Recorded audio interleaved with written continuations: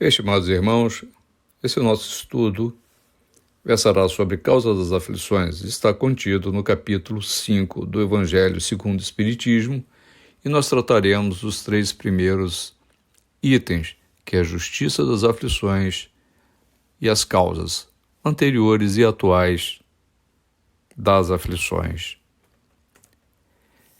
A primeira palavra que chama a atenção é causa, cujo conceito nos leva às seguintes definições: aquilo que faz com que uma coisa seja, exista ou aconteça, o que é princípio, razão, origem de alguma coisa, motivo, interesse, ação, uma demanda. A segunda, aflição, que é estado daquele que está aflito, sentimento de persistente dor física ou moral, ânsia, agonia, angústia, uma tribulação, um tormento, uma adversidade. E podemos elencar algumas aflições pelas quais passamos, a exemplo de deficiências físicas e mentais, enfermidades renitentes, desentendimentos no lar, tensão nervosa, depressão, dificuldades financeiras, frustrações profissionais, insistentes ideias infelizes, desenganos sentimentais. As tribulações são muitas e podemos enfechá-las em algo que conhecemos bem, já ouvimos falar muito na doutrina espírita, que é a lei de causa e efeito. Todas elas são efeitos e nós vamos buscar e conhecer um pouco das causas. Outros 2 conceitos que são necessários: dor e sofrimento. Dor, ela é física. É um alerta da natureza acerca do funcionamento do corpo. Sem ela, sucumbiríamos às doenças sem sequer nos dar conta do perigo que passamos.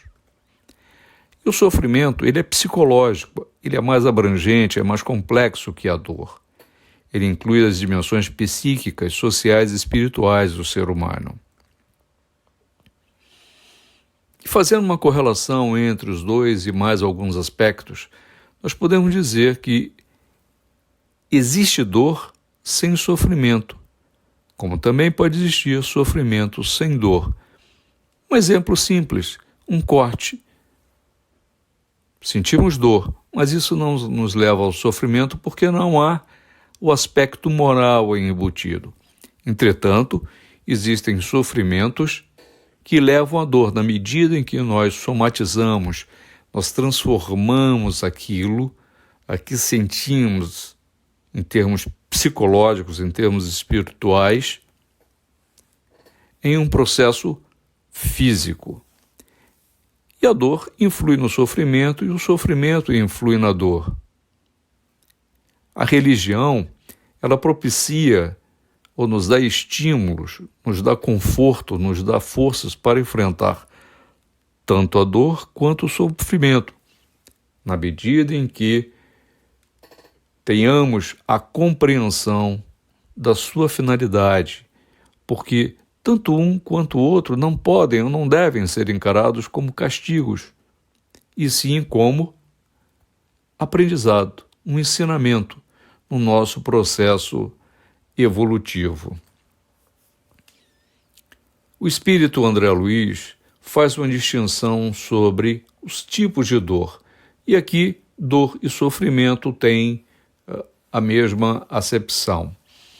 Uma dor expiação, ela é aquilo que poderia chamar de algo kármico, algo que está no nosso espírito, algo que precisa ser depurado. Ela nos coloca em desequilíbrio, ela é de dentro para fora, tem um caráter passageiro, e ela é eliminada na medida em que nós nos reajustamos, na medida em que nós resgatamos aquilo que devemos assim proceder. Lembrando que resgate tem um tríplice aspecto. O primeiro deles é o arrependimento, O segundo, a expiação, passar por algo semelhante ao que fizemos alguém passar. E o terceiro é beneficiar aqueles a quem nós fizemos mal. Essa composição nos leva ao resgate, nos leva à eliminação da dor e expiação. Temos a dor evolução, aquelas que vêm das provas. Ela é de intensidade variável, porque cada um de nós a percebe de forma distinta por conta dos nossos próprios históricos. Ela é de fora para dentro. E ela é permanente, vai com o ser durante toda aquela existência e serve para aprimorar. E o terceiro aspecto da dor seria uma dor auxílio. São aquelas que visam a preparação para o desencarne, que levam à reflexão, levam à recuperação de enganos.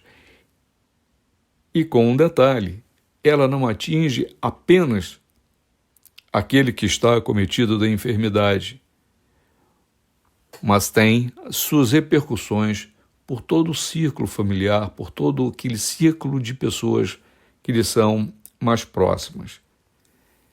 E a grande pergunta que fazemos é: por que sofremos? É castigo? Quem impõe ou quem impôs? O que é a lei de causa e efeito? O nosso sofrimento é um efeito? E onde está a justiça divina? Tem alguma finalidade? E Kardec nos mostra os caminhos que devemos trilhar para a compreensão, para o entendimento de todo esse processo que leva o ser à evolução. E a primeira compreensão, ela necessariamente passa pelo entendimento do contínuo na lei do amor.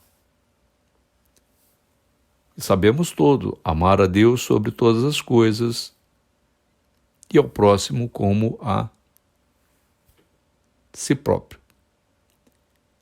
Aí estão embutidos dois aspectos: humildade, na medida em que reconhecemos deficiências, e se reconhecemos nossas deficiências, nós temos a capacidade de entender, de aquilatar que existem deficiências a serem sanadas nos nossos semelhantes. E a caridade, que é precedida do aspecto da piedade, ou seja, o entendimento da necessidade do próximo. A caridade é a satisfação daquela necessidade e nós somos co-autores, nós somos co-responsáveis por amenizar o sofrimento dos nossos semelhantes. Daí termos talentos e dons a cada encarnação, para serem utilizados não apenas em nosso proveito, mas, em especial, em proveito do próximo.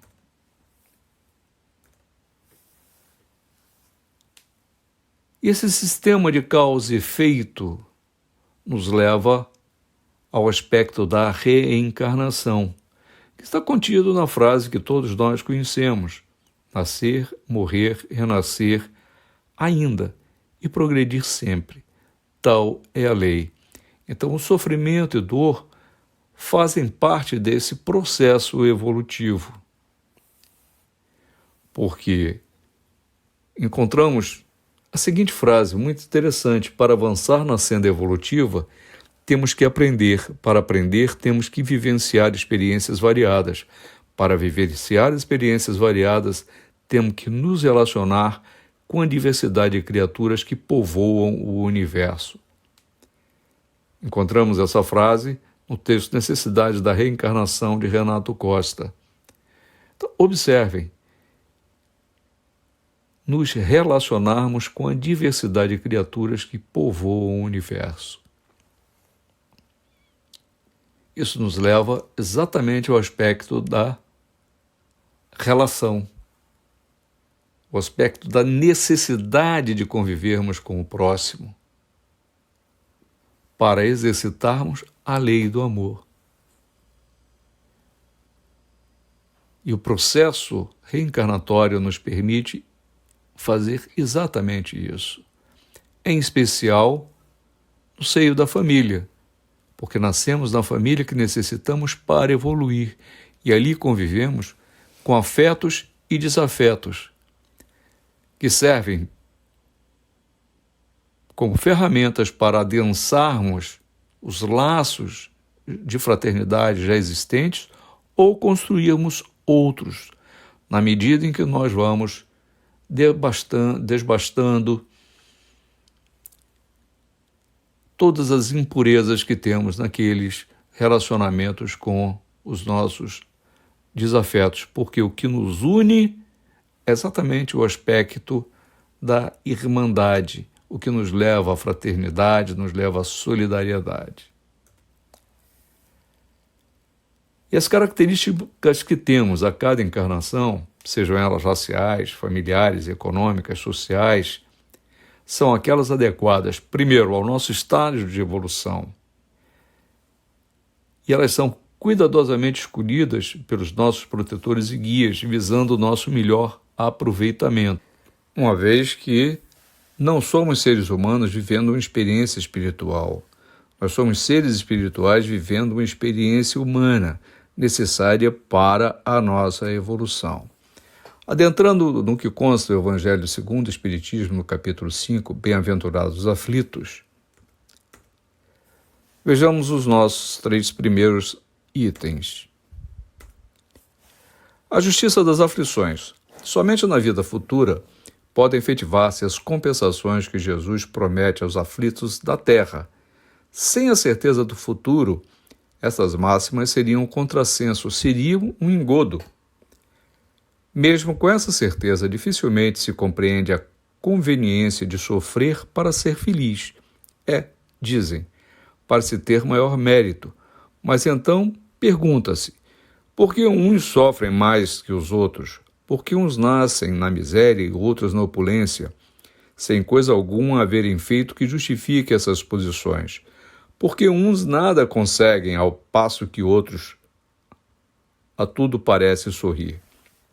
Todavia, o que ainda menos se compreende é que os bens e os males sejam tão desigualmente repartidos entre o vício e a virtude, e que os homens virtuosos sofram ao lado dos maus que prosperam.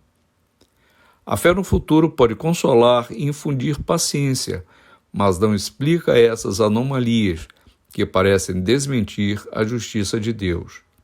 Entretanto, desde que se admita a existência de Deus, ninguém o pode conceber sem o infinito das perfeições. Ele necessariamente tem todo o poder, toda a justiça, toda a bondade, sem o que não seria Deus. Se é soberanamente bom e justo, não pode agir caprichosamente, nem com parcialidade. Logo, as vicissitudes da vida derivam de uma causa e, pois que Deus é justo, justa há de ser essa causa. Isto o de que cada um deve bem compenetrar-se, por meio dos ensinamentos de Jesus. Deus pôs os homens na direção dessa causa, e hoje, julgando-os suficientemente maduros para compreendê-la, lhes revela completamente a aludida causa, por meio do Espiritismo, isto é, pela palavra dos Espíritos. Então temos que buscar as causas, temos que ver além do túmulo, temos que olhar para mais adiante. Temos que ter a certeza da perenicidade do espírito. Quanto às causas atuais das aflições, nos ensina Kardec. De 2 espécies são as vicissitudes da vida, ou, se o preferirem, promanam de 2 fontes bem diferentes que importa distinguir. Umas têm sua causa na vida presente, outras fora desta vida. Quantos homens caem por sua própria culpa? Quantos são vítimas de sua imprevidência, de seu orgulho e de sua ambição? Quantos se arruinam por falta de ordem, de perseverança, pelo mau proceder ou por não terem sabido limitar seus desejos? Quantas doenças e enfermidades decorrem dos excessos da intemperança de todo gênero? Interroguem friamente suas consciências todos os que são feridos no coração pelas vicissitudes e decepções da vida. remontem passo a passo à origem dos males, que os torturam e verifiquem se, as mais das vezes, não podem dizer: se eu houvesse feito ou deixado de fazer tal coisa, não estaria nesta condição. A quem então há de o homem responsabilizar por todas essas aflições, senão a si mesmo? O homem, pois, em grande número de casos, é o causador de seus próprios infortúnios. Mas, em vez de reconhecê-lo, acha mais simples, menos humilhante, para a sua vaidade, acusar a sorte, a providência. O homem as evitará, as aflições, quando trabalhar por se melhorar moralmente tanto quanto intelectualmente. A lei humana atinge certas faltas e as pune. Pode, então, o condenado reconhecer que sofre a consequência do que fez, mas a lei não atinge nem pode atingir todas as faltas. Incide especialmente sobre as que trazem prejuízo à sociedade e não sobre as que só prejudicam as que as cometem. Deus, porém, quer que todas as suas criaturas progridam e, portanto, não deixe impune qualquer desvio do caminho reto. Não há falta alguma, por mais leve que seja, que não acarrete forçosas e inevitáveis consequências, mais ou menos deploráveis.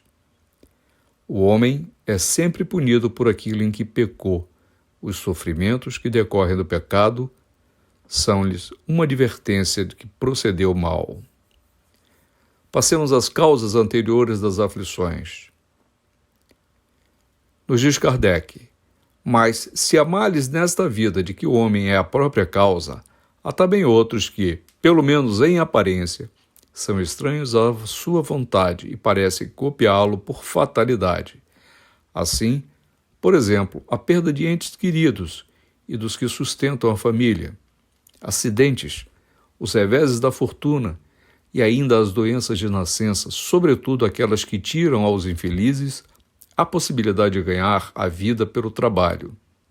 Os que nascem nessas condições nada fizeram seguramente nesta vida para merecer uma sorte triste e ficando à mercê da comiseração pública. Entretanto, em virtude do axioma de que todo efeito tem uma causa, essas misérias são efeitos que devem ter a sua causa, e desde que se admita a existência de um Deus justo e bondoso, essa causa deve ser justa. Ora, a causa sendo sempre anterior ao efeito, e desde que não se encontra na vida atual, é que pertence a uma existência precedente. Por outro lado, Deus, não podendo punir pelo bem o que se fez, nem pelo mal que não se fez, se somos punidos é que fizemos o mal. E se não fizemos o mal nesta vida, é que o fizemos em outra. Esta é uma alternativa a que não podemos escapar, e na qual a lógica nos diz de que lado está a justiça de Deus. O homem não é, portanto, punido sempre ou completamente punido na sua presente existência, mas jamais escapa às consequências de suas faltas, pois aquele que sofre está sendo submetido à expiação de seu próprio passado. A desgraça, que à primeira vista parece imerecida, tem, portanto, a sua razão de ser, e aquele que sofre pode sempre dizer: perdoai-me, Senhor, porque eu pequei. Os sofrimentos produzidos por causas anteriores são sempre, como os decorrentes de causas atuais, uma consequência natural da própria falta cometida. Quer dizer que, em virtude de uma rigorosa justiça distributiva, o homem sofre aquilo que fez os outros sofrerem, na mesma medida, na mesma situação. Se ele foi duro e desumano, poderá ser, por sua vez, tratado com dureza e desumanidade. Se foi orgulhoso, poderá nascer em condições humilhantes. Se foi avarento, egoísta ou se empregou mal a sua fortuna, poderá ver-se privado do necessário. Se foi mau filho, poderá sofrer com os próprios filhos e assim por diante. É dessa maneira que se explicam, pela pluralidade das existências e pelo destino da Terra, como mundo expiatório que é, as anomalias da distribuição da felicidade e da desgraça entre os bons e os maus deste mundo. Essa anomalia é apenas aparente, porque só encaramos o problema em relação à vida presente.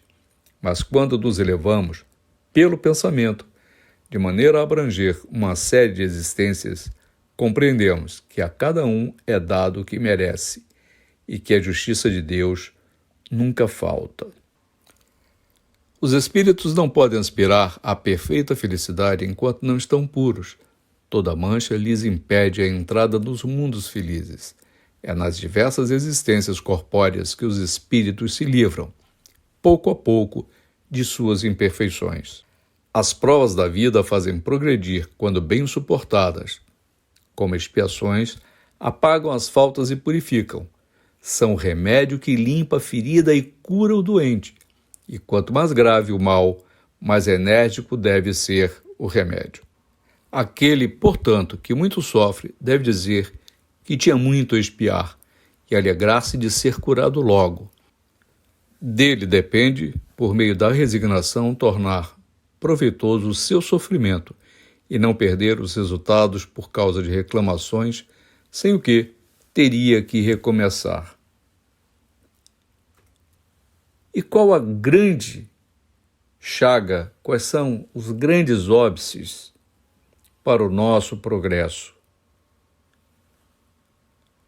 Encontramos a questão 785 em O Livro dos Espíritos, que é: qual o maior obstáculo ao progresso? E os benfeitores espirituais respondem: o orgulho e o egoísmo, referindo-me ao progresso moral, porque o intelectual avança sempre. Então nós temos que observar não apenas o progredir em termos de conhecimento, mas tornar este conhecimento a grande ferramenta para que venhamos a realizar melhores escolhas.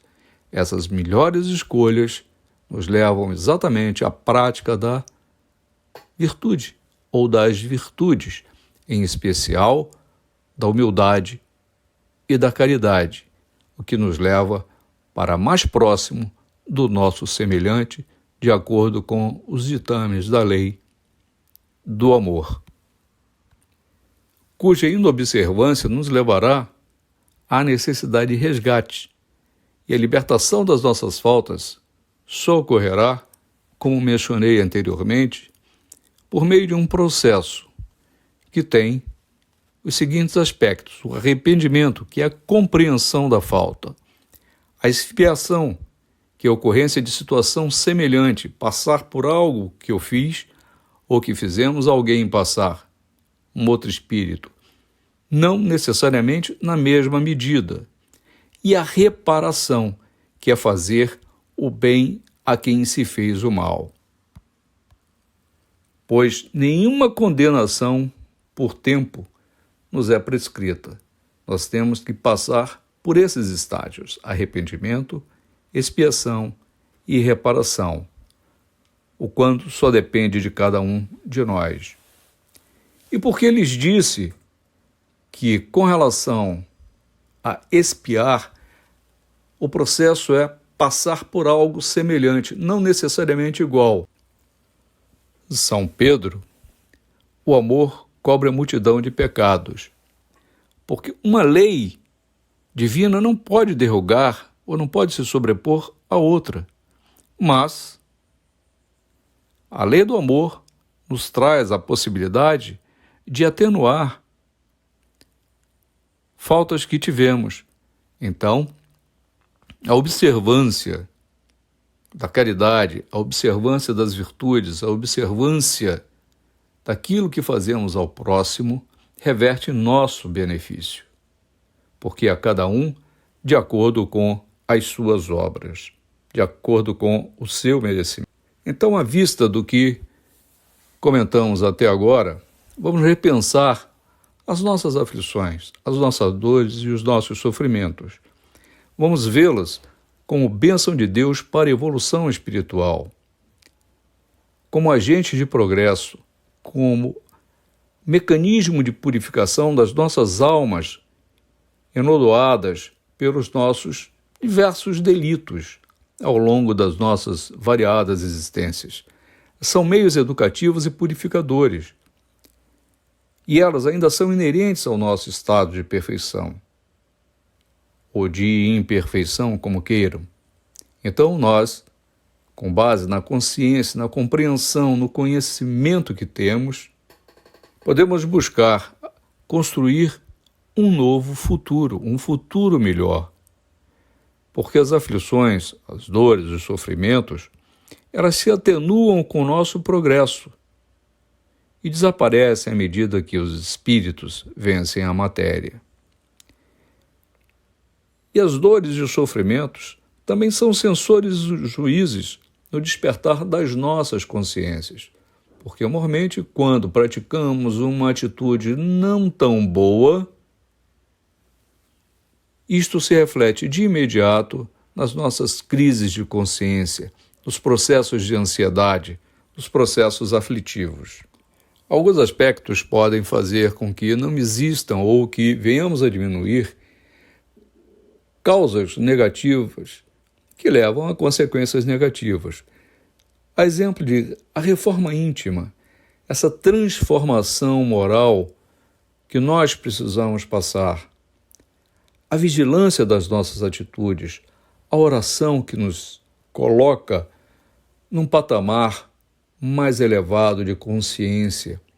O estudo, o conhecimento é fundamental, em muito para alicerçar as nossas escolhas e termos uma compreensão maior da fé que temos. E o trabalho, a caridade é acima de tudo. Santo Agostinho nos legou ensinamentos maravilhosos. Entre eles, a necessidade de nós nos conhecermos. Com os seguintes passos: conhece-te, aceita-te, supera-te, porque aí está o verdadeiro sentido da vida, ou seja, essa superação para a evolução espiritual. E mais ainda, respondendo à indagação que consta na questão 919 de O Livro dos Espíritos, qual o meio de conseguir essa evolução? Ele responde: fazia o que eu fazia quando vivia na Terra. Ao fim do dia, interrogava a minha consciência, passava revista ao que fizera e perguntava a mim mesmo se não faltara algum dever, se ninguém tivera motivo para de mim se queixar. Ou seja, será que eu magoei? Será que eu tive alguma má atitude? Será que eu me comportei mal? Será que eu causei malefício a alguém? Eu vejo isso particularmente como um primeiro passo.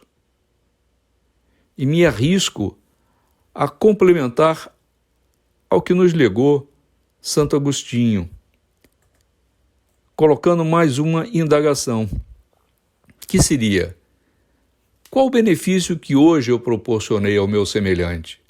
Porque não basta não fazer o mal, nós temos que fazer também todo o benefício que possamos fazer. É a utilização dos nossos talentos, a utilização dos nossos dons em proveito dos nossos semelhantes. Concluindo, podemos colocar que as provas, as dores, os sofrimentos, as expiações que passamos pela vida servem para o nosso progresso quando bem suportadas, ou seja, a resignação. Como expiações, apagam as faltas e purificam.